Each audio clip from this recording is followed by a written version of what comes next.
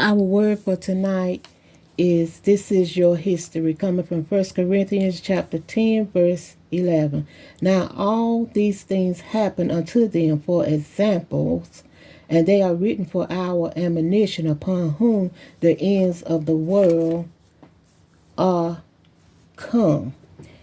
In the contemporary English version, it reads, these things happen to them as a warning to us.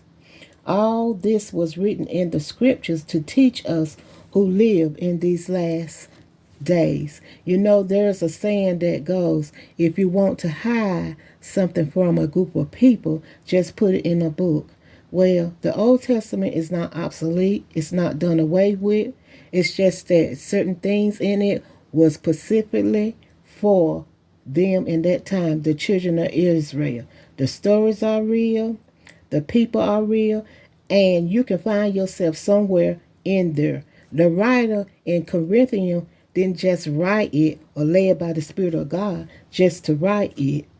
He wrote it because God wanted him to write it. He wrote it because God wanted his people to learn lessons from those people in those days. He wants us to learn and grow. But oftentimes we find ourselves so many times doing exactly some of the same things that they did. And sometimes it's even worse. And the sad part about us is that we have a better covenant established upon better promises.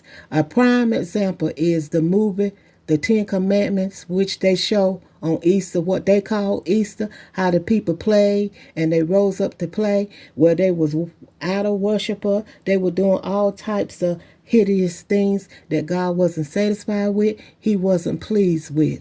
And one thing about the Old Testament, from the Old Testament to the New Testament, from Genesis to Revelation, you can find Jesus in there, because before Abraham was, he said, I am. He has always been and he shall always be. He's the written word. He's the living word. He's the word that is to come. This is you. This is me. This is us. This is our history.